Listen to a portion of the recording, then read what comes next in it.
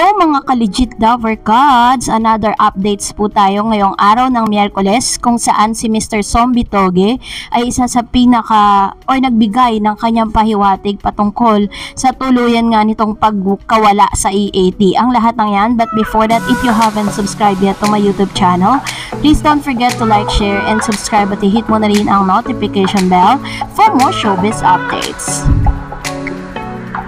Of course, bago tayo magpatuloy sa ating mga updates ngayong araw, nais ko po muna magpasalamat sa lahat po ng mga legit viewers, subscribers, and legit lover cards natin na lagi pong nag-aabang at nakaantabay sa mga videos natin. Maraming salamat po sa inyo pong araw-araw na pagsubaybay at panonood po sa ating pong mga daily updates.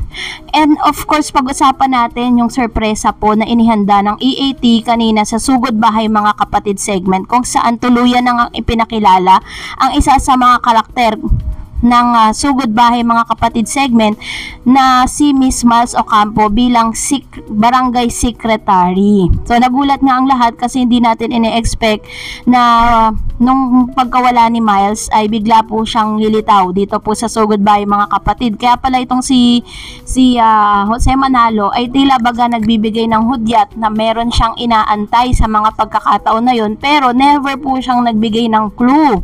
So ganun din naman po ang EAT, hindi po sila nagbigay ng clue kung ano po yung possible na magaganap. Pero kasabay nga nito, marami rin po sa comment section ang naghahanap kay Zombie.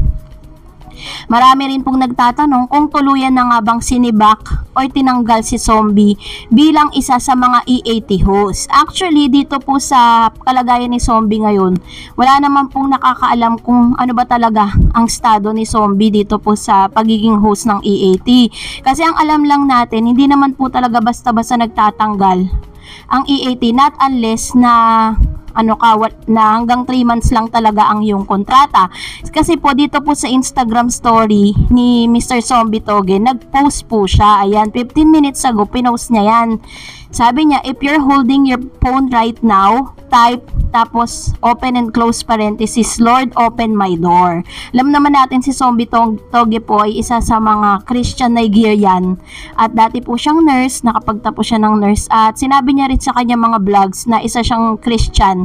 At ito po sa kanyang post sa Instagram, ito po ay parang pahiwatig na parang he was asking for another door to open for them. Diba? Parang sinasabi niya, meron nga tayong kasabihan, if meron pong mga pintong nagsara, meron ding mga bintana na bubuksan para sa iyo ang Diyos. Diba? Ganun po yung kasabihan ng dito sa mga naririnig natin. And isa yan sa mga pinangahawakan ngayon ni Zombie kasi wala pa naman pong malinaw. So tayo doon po tayo sa safe tayo na baka mamaya biglang lumitaw si Zombie, 'di ba? Hindi pa naman talaga nagbibigay ng official na parang statement ng EAT na tapos na nga ang kontrata ni Zombie kasi wala pa naman tayong nababalitaan na parang pumirma na siya ng kontrata para po tuluyan na po siya na maging isa sa mga or bahagi ng EAT. Sabi po niya, ito po yung kanyang pasasalamat, yung kanyang post, Toge Zombie, cheers to 2.5 million followers.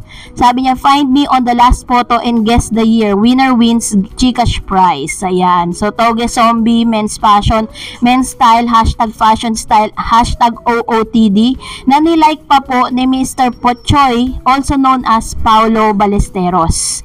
So, kasabay nga ng mga post na ito ni Zombie, talagang nababahala po ang ilan na baka daw hindi na natin makita si Zombie sa Sugod Bahay kasi sa comment section po kasi naghalo po yung gusto sa ayaw. May mga taong gusto, meron din namang mga ayaw at nagbigay pa ng isa pang hint itong si Wally. Panoorin natin itong video ito.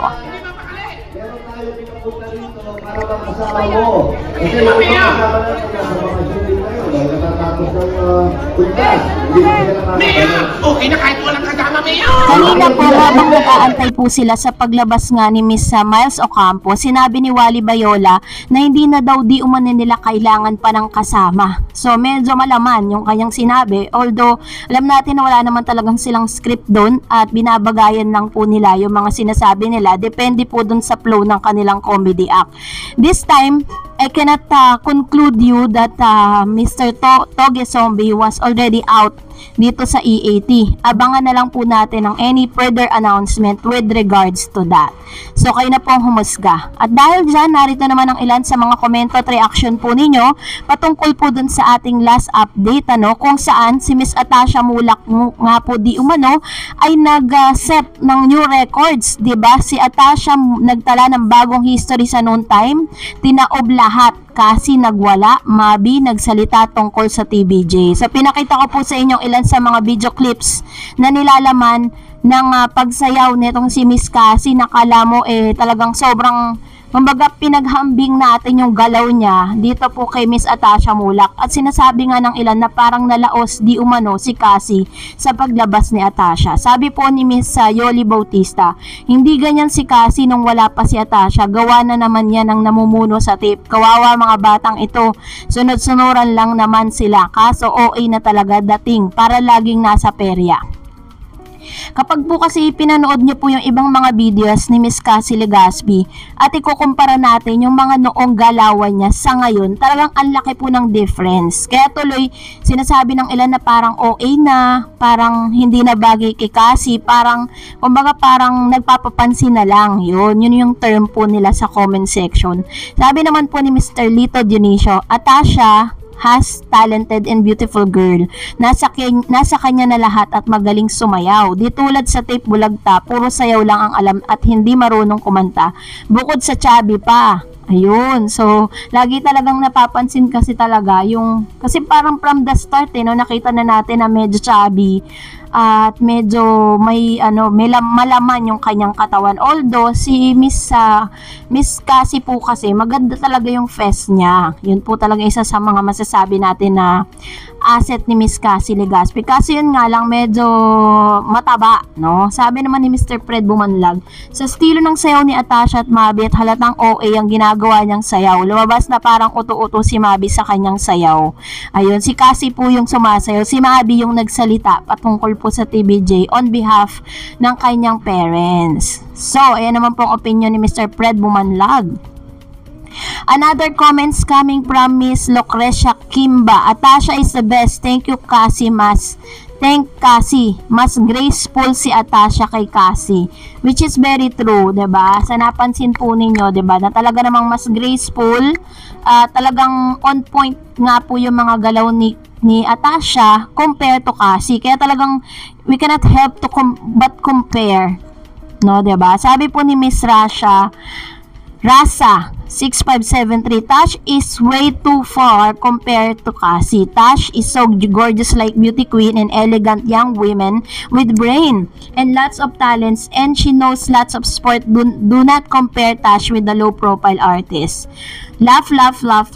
Ayun. So medyo natawa siya dun sa part na yun, kasi parang hindi ata match na ikumpara itong si Tash kay Cassie.